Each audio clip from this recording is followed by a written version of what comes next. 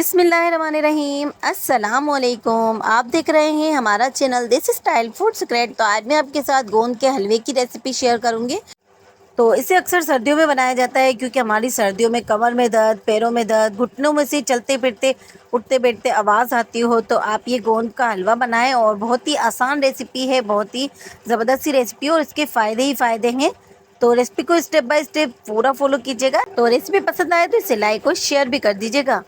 तो चैनल पर अगर नए हैं तो प्लीज़ पहले चैनल को सब्सक्राइब कर लें और बेल आइकन का जो बटन है इसको दबाने से हमारी नई नई वीडियो सबसे पहले फ्री में देखने को मिलेगी। तो चलिए आइए अब रेसिपी को बनाना स्टार्ट कर लेते हैं। बिस्मिल्लाहिर्रहमानिर्रहीम। तो सबसे पहले मैंने एक कढ़ाई ले ली है और उसमें मैंने 1 कप इस तरह से घी ले लिया है। आप देसी घी का इस्तेमाल भी कर सकते हैं। तो अब अच्छे से घी गर्म होना चाहिए। उसके बाद हम इसके अंदर इस तरह से गोंद डालेंगे। तो गोंद ये थोड़ा सा बड़े साइज़ में होता है, हमने इसको थोड़ा सा कूट लिया था ताकि ये थोड़े से छोटे हो जाएं। और ये देखिए, इसको मैंने इस तरह से गरम घी में डाला है ताकि ये अच्छे से फूल जाएं। तो अगर हम इसको ठंडे घी में डालेंगे तो ये अच्छे से फूल नहीं पाते हैं और ये हमारे दांतों में भी चिपकते हैं। तो इसलिए घी को अच्छे से गर्म होने के बाद ही हम इसको डालेंगे और जब तक ये पूरे फूल नहीं जाते जब तक हम इसको इसी तरह फ्राई करेंगे। और बस ये चंद सेकंड में ही इस तरह से फूल जाते हैं। तो अब इसको मैं निकाल लूँगी। तो ये बहुत अच्छे से हमारे इस तरह से फ्राई हो चुके हैं। तो मैं इसको स्टैनर की मदद से इस तरह से निकाल रही हूँ ताकि इसके अंदर से एक्स्ट्रा ऑयल जो घी है वो निकल जाए। और दूसरा भी मैं इसी तरह इसमें डाल दूँगी और थोड़ी थोड़ी करके मैं इस तरह से इसमें फ्राई कर लूँगी। तो थोड़े थोड़े करके ही हम इसको फ्राई करेंगे क्योंकि ये ऑयल में जाने के बाद ये फूल जाते हैं और बहुत ज़्यादा हो जाते हैं। तो ये अगर हम इकट्ठे डाल देंगे तो ये अच्छे से फ्राई नहीं हो पाएंगे। तो इसीलिए हम इसको थोड़ा थोड़ा करके इस तरह से डालेंगे। तो जैसे ही हम इसको गरम घी में डालते हैं ये फूल कर इस तरह से ऊपर आ जाते हैं और ये बड़े साइज़ के हो जाते हैं। इसलिए हमने थोड़े थोड़े करके इनको डाला है और थोड़ा थोड़ा करके ही मैंने इसको फ्राई किया है ताकि ये बहुत ही आसानी से फ्राई हो सके। तो बस अब ये हमारे सारा ही गोंद इस तरह से फ्राई हो चुका है। ये बहुत ही फ़ायदेमंद होता है हमारी हड्डियों के लिए। आप इसको बच्चों को भी दे सकते हैं, बड़ों को भी दे सकते हैं। आप इसको सुबह नाश्ते में दे सकते हैं। तो ये बहुत ही आसान और बहुत ही ज़बरदस्त सी रेसिपी है।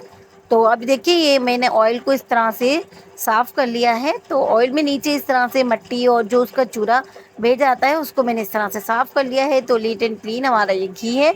तो ये जो घी मैंने जिसमें गोंद को फ्राई किया था वही घी है, मैंने इसमें और ऐड नहीं किया है।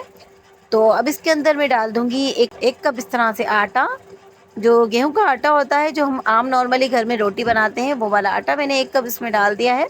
और इसको डालकर मैं इसको बिल्कुल लो फ्लेम पर भून लूँगी। तकरीबन 5 से 10 मिनट लग जाते हैं इसको भूनते हुए। तो हमें ये थोड़ा ड्राई लग रहा था तो मैंने इसमें 2 टेबल स्पून घी और डाल दिया है ताकि ये अच्छे से भुन सके। तो ये बहुत ही अच्छे से इस तरह से भुन जाएगा और इसका घी भी इस तरह से ऊपर आ जाएगा। तो बस इसको हम लो फ्लेम पर इसी तरह भून लेंगे जब तक कि इसकी बहुत ही ज़बरदस्त सी खुशबू नहीं आने लगती और आटे का हमारा बहुत अच्छे से कच्चापन नहीं निकलता जब तक हमें इसे भूनना है। और रेसिपी को स्टेप बाय स्टेप पूरा फॉलो किया करें ताकि आप भी परफेक्ट रेसिपी बना के तैयार कर सकें। तो जैसे जैसे मैं इसको भून रही हूँ ये देखिए, इसका ऑयल इस तरह से बाहर आना शुरू हो गया है। तो अब इसमें मैं डाल दूँगी चीनी। तो 1 कप मैंने चीनी ली है। आप इसकी जगह गुड़ का इस्तेमाल भी कर सकते हैं या आप इसमें मिश्री का इस्तेमाल कर सकते हैं। जो आपको पसंद हो आप इसमें वो ऐड कर सकते हैं। मैंने इसमें 1 कप चीनी ली है और 2 से 3 टेबल स्पून के करीब बस मैंने इसमें पानी डाला है ताकि चीनी हमारी इसके अंदर अच्छे से मेल्ट हो जाए। तो बहुत ज़्यादा मैंने इसमें पानी नहीं डाला है, बस थोड़ा-सा पानी डाला है ताकि चीनी हमारी इसके अंदर मेल्ट हो जाए।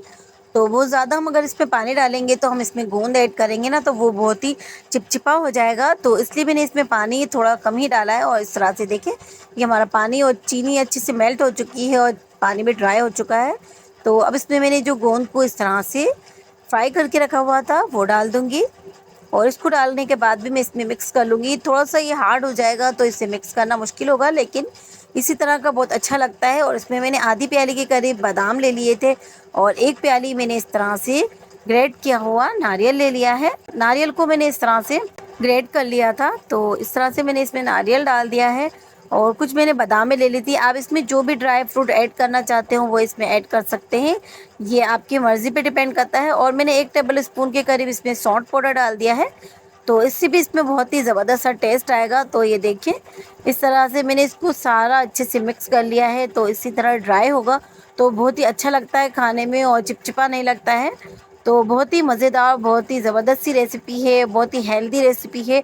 आप इसे बच्चों को भी दे सकते हैं, बड़ों को दे सकते हैं या बूढ़ों को भी दे सकते हैं, जिनको बहुत ही ज़्यादा कमज़ोरी हो, जिनके उठते-बैठते घुटने में आवाज़ें आती हों और जिनको कैल्शियम की कमी हो, उनको भी आप इसको दे सकते हैं। नज़र की कमज़ोरी भी दूर करता है ये, हड्डियों को मज़बूत करता है। तो इसके बहुत सारे फ़वाइद हैं। आप इसको सर्दियों में, गर्मी में दोनों ही टाइम में इसको बनाकर खा सकते हैं। आप इसको सुबह नाश्ते में दूध के साथ या पानी के साथ लेंगे तो ये आपको बहुत ही फ़ायदा पहुँचाएगा। सिर्फ़ 2 चम्मच ही आपके लिए काफ़ी है। तो बहुत ही ज़बरदस्त और बहुत ही मज़ेदार सी ये रेसिपी है। रेसिपी पसंद आई हो तो इसे लाइक कीजिएगा और अपने फैमिली और फ्रेंड में शेयर भी कर दीजिएगा। तो मिलते हैं एक और नई रेसिपी के साथ। तो जब तक अपना ख़्याल रखिएगा, हमें अपनी दुआओं में याद रखिएगा। तो जाने से पहले चैनल को ज़रूर सब्सक्राइब कर लीजिएगा। तो अब हमें इजाज़त दीजिए। अल्लाह हाफ़िज़।